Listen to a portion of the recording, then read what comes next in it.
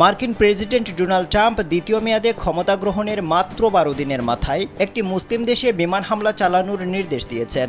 শনিবার সামাজিক মাধ্যম এক্সে এই বিষয়টি নিশ্চিত করেছেন ট্রাম্প নিজেই।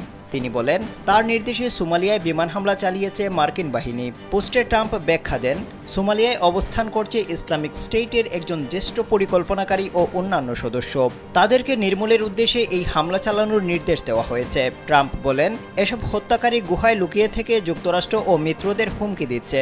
বিমান হামলায় গুহাগুলো ধ্বংস হয়েছে। সেই সঙ্গে বেসামরিক মানুষদের ক্ষতি না করেই লুকিয়ে থাকা অনেক সন্ত্রাসীকে হত্যা করা হয়েছে। তবে ট্রাম্প সোমালিয়ায় হামলার লক্ষ্যবস্তু কারণ নাম পরিচয় সম্পর্কে বিস্তারিত কিছুই বলেননি। স্যান্ডেলিনা সো, রূপচর্চায় আভিজাত্য।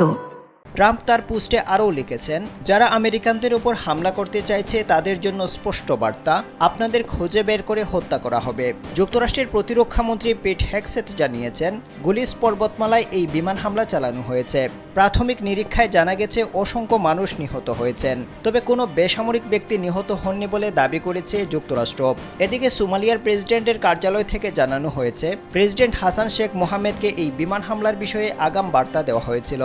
কার্যালয়ের বার্তায় উল্লেখ করা হয়েছে, তিনি জঙ্গিদের বিরুদ্ধে লড়াইয়ের নিরলস সমর্থন জোগানোর জন্য ট্রাম্পের প্রতি কৃতজ্ঞতা জানিয়েছেন।